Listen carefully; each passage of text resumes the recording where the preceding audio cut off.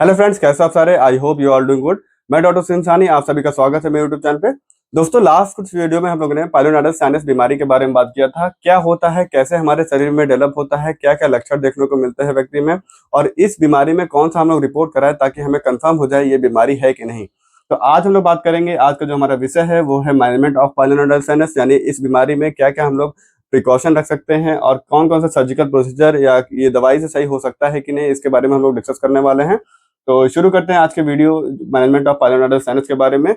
तो उससे पहले थोड़ा सा बात करेंगे पाइलोनेडल साइनस बीमारी होता क्या है। तो जैसे आप इस डायग्राम में देख सकते हो, पाइलोनेडल साइनस बीमारी में क्या होता है, एक ट्रैक बन जाता है जिसके अंदर बालों का गुच्छा जो है एक्युमुलेट होता है। जैसे यहाँ पे आप देख सकते हो, जो पीठ के बाल होते हैं या फिर जो ग्लूटेड रीजन के हेयर्स होते हैं, ये जो होता है टूट टूट के यहाँ इंटरग्लूटियल क्लेफ्ट, यानी दोनों बटस के बीच में जो स्पेस यहाँ पे आप देख सकते हो, इसे हम लोग बोलते हैं इंटरग्लूटियल क्लेफ्ट।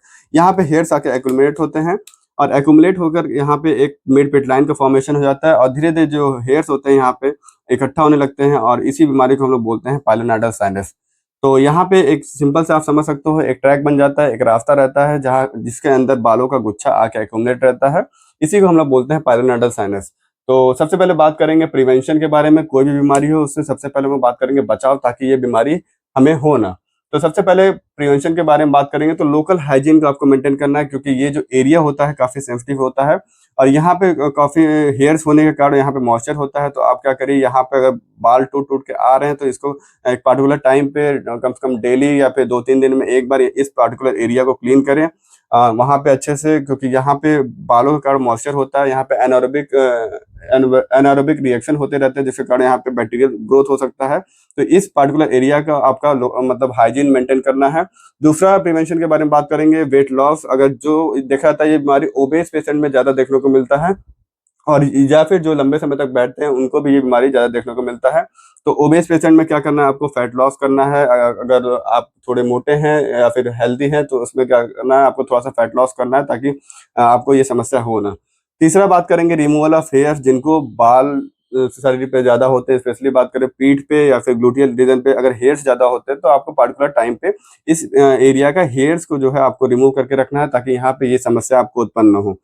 चौथा जो हो प्रिवेंशन के बारे में बात करेंगे वो है प्रोवाइड लॉन्ग सिटिंग। क्योंकि लंबे समय तक जो लोग बैठते हैं, अगर आप लंबे समय तक बैठते हैं 2 घंटा, 3 घंटा, 5 घंटा, तो आपको ये अवॉइड करना है, क्योंकि लंबे समय तक बैठने से भी ये समस्या देखने को मिलता है।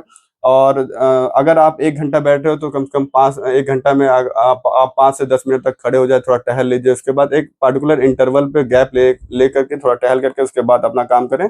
बात करेंगे, क्या ये बीमारी जो है, अगर किसी को पाइलोनेडल साइनस बीमारी हो गया है, क्या ये दवा से सही हो सकता है क्या।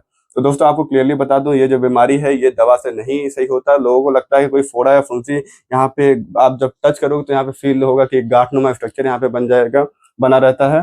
तो लोगों को लगता है कि नॉर्मल ये फोड़ा या फुंसी है। कई बार एंटीबायोटिक, कई सारी चीजें पेन दर्द के लिए पेन किलर खाते रहते हैं, उसके बाद भी उनको आराम नहीं मिलता। क्योंकि ऑब्वियस सी बात है, यहाँ पे आप देख रहे हो बाल के टुकड़े यहाँ पे आके एक्युमुलेट हो रहे हैं। यहाँ पे एक्युमुलेट होगा तो क्या होगा, हमारे शरीर के लिए एक तरह से वो फॉरेन मटेरियल है। फॉरेन मटेरियल है तो क्या होगा, वहाँ पे डब्ल्यूबीसीज आएंगे, वहाँ पे इम्यून सिस्टम का जो रिस्पांस आएगा तो क्या होगा, वहाँ पे पस का फॉर्मेशन होगा धीरे धीरे।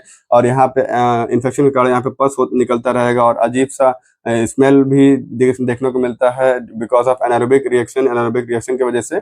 तो ये जो समस्या है, अगर आपको पाइलोनेडल साइनस हुआ है, जिसे भी पाइलोनेडल साइनस हुआ है, ये बीमारी जिसे भी हुआ है वो कई बार दवा खाते हैं, कई दिनों तक खाते हैं, कई सालों तक खाते हैं, उसके बाद भी ये समस्या सही नहीं होता। कुछ दिन के लिए सही रहता है।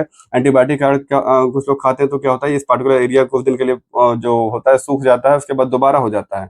तो क्लियरली आपको बता दूं, ये जो बीमारी है मेडिसिन से ये सही नहीं होती।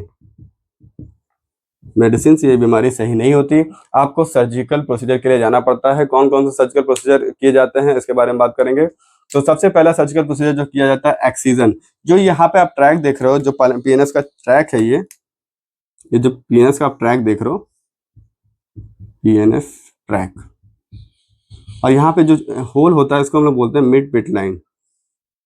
मिड पिट लाइन। तो यहाँ पे क्या होता है, इस ट्रैक को एक्सरसाइज करके इसको निकाल दिया जाता है। तो सबसे पहला सर्जिकल प्रोसीजर होता है एक्सीजन, जिसे यहाँ पे ये पार्टिकुलर जो ट्रैक होता है इसको एक्सरसाइज करके निकाल दिया जाता है। दूसरा जो सर्जिकल प्रोसीजर होता है वो है जेट प्लास्टी।